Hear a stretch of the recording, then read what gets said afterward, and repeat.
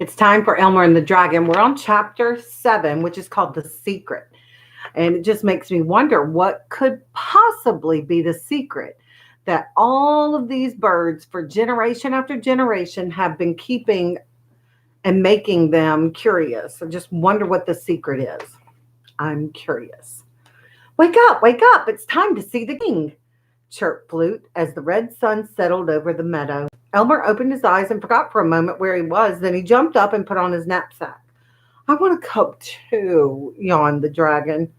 You weren't invited, said Flute. Neither were you, Flute, come to think of it, said Elmer. Let's all go and see what happens, suggested the dragon. So off they went to see the king. He was waiting for them at the foot of the very tall tree, nervously hopping from one foot to the other, pecking at imaginary mosquitoes. What's that? He asked, pointing to the dragon. That's my good friend, the baby dragon. I rescued him 2 days ago, and now he's taking me home. I don't like him, said the king, feeling small and helpless. Oh, yes, you do, said Flute. Quiet, Flute. I guess I know what I like and what I don't. The dragon drooped his head and began to back away. Oh, well, said the king, come on back. If I'm going to tell the secret to anyone, it'll never be a secret anymore, and I suppose you might as well know too. I do wish it weren't such an old secret. Flute, the dragon, and Elmer waited quietly while the king looked at the ground and up at the tree and then down at the ground again. Treasure, he whispered so suddenly that they all jumped into the air. At least I think it's treasure, but I can't find out without your help. Where? Asked Elmer. It's not very far from here, said the king. Elmer, Flute, and the dragon looked every which way to see where the treasure could be. Oh, goodness, I guess I'll have to tell you where to, said poor old King Can the 11th. It's buried. It's buried right under this tree in a big iron chest. What sort of treasure? Asked Elmer. That's what I'm dying of curiosity to know, said the king. So that's it, sighed Flute. And you're sure that it's right in this tree?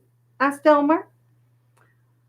Absolutely. You see, it's much bigger than the others, and that's because it was the only one here when the settlers came.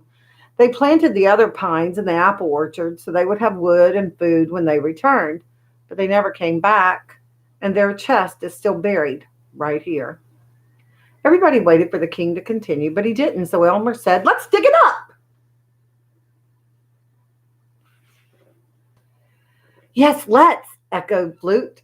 All right, said the king, my secret's all spoiled now anyway. You'll find the shovel under that rock. What shovel? Asked Elmer.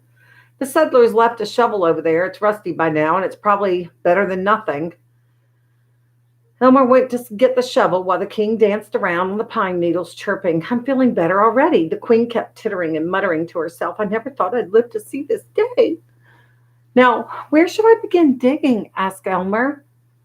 It's a rhyme, said the king. It goes like this. 4 shovel lengths from the trunk of the pine, making the rock the guide for the line. Elmer carefully measured the distance and began to dig. The dragon did his best to help while Flute and king and queen sat watching the hole grow deeper. By now it was dark in the pine forest, but enough moonlight filtered through the branches of the tall trees so that they could just see what they were doing.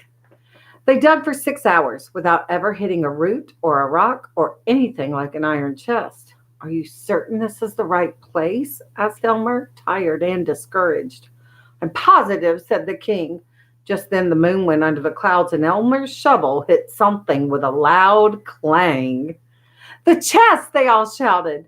But it was too dark to see, and they waited so long for the moon to come out that they all went to sleep, still waiting. So my prediction is that we're going to find out what's in the chest in the next chapter. The next chapter is called Treasure.